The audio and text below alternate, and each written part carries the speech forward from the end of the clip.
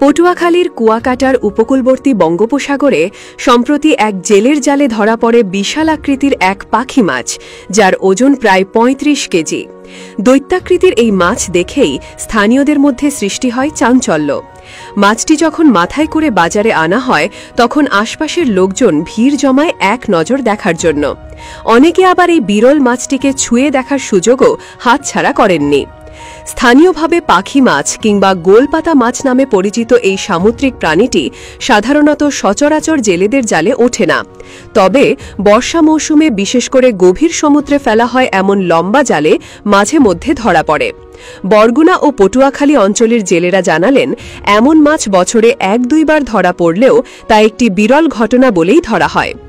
জেলে আব্দুর রহিম জানান, এই মাছটা সাধারণত আমাদের এখানকার মানুষ খায় না, তবে ঢাকা, চট্টগ্রাম বা কক্সবাজার এলাকায় এই মাছের বেশ চাহিদা আছে, তাই আমরা সেগুলো ওখানে পাঠিয়ে দিই।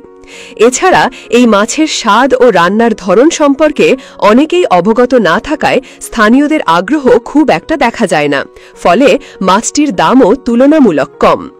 বিক্রির সময় দেখা যায় ৩৫ কেজি ওজনের একটি পাখি মাছ ৪০০ টাকা কেজি দরে এক ব্যবসায়ী ১৪,০০০ টাকায় কিনে নেন। পাশাপাশি একই সঙ্গে ধরা পড়া আরও ২টি পাখি মাছ স্থানীয় ব্যবসায়ী সাদ্দাম হোসেন কিনেছেন মোট ৯,০০০ টাকায়। মৎস্যবন্দরের ব্যবসায়ীরা বলেন, এই মাছগুলো মূলত ঢাকায় হোটেল বা অভিজাত রেস্টুরেন্টে চলে যায়, সেখানে গ্রিল বা বারবিকিউ করে পরিবেশন করা হয়, ফলে চাহিদাও অনেক বেশি।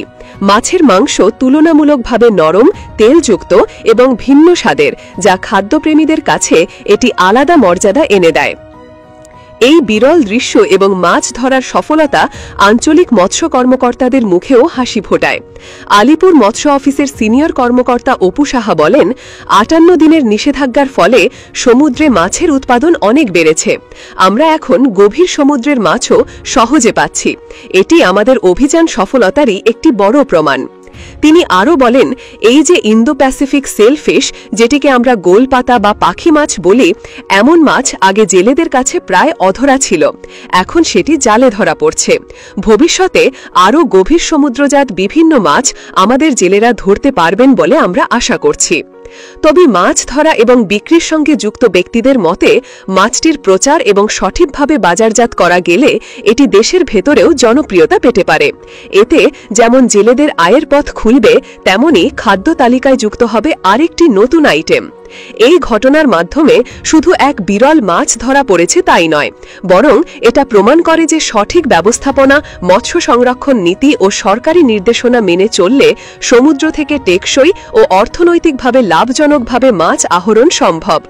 স্থানীয়রা যেমন অবাক হয়েছেন মাছটির দৈর্ঘ্য, প্রস্থ ও ওজনে, তেমনি কর্মকর্তারাও উচ্ছ্বসিত সামুদ্রিক জীববৈচিত্র্যের এই সাফল্যে। অন্যদিকে জেলেরা আশা করছেন, সমুদ্র অভিযান ও জাল পাতার পদ্ধতির উন্নতির মাধ্যমে তারা ভবিষ্যতে আরও বড় এবং চাহিদা সম্পন্ন মাছ পেতে সক্ষম হবেন। বিশেষ করে পাখি মাছের মতো মাছ যদি স্থানীয় জনগণের মাঝে জনপ্রিয় হয়ে ওঠে, তবে এতে অর্থনীতিতে নতুন মাত্রা যোগ হবে, বলছেন মৎস্য সংশ্লিষ্ট ব্যবসায়ীরা।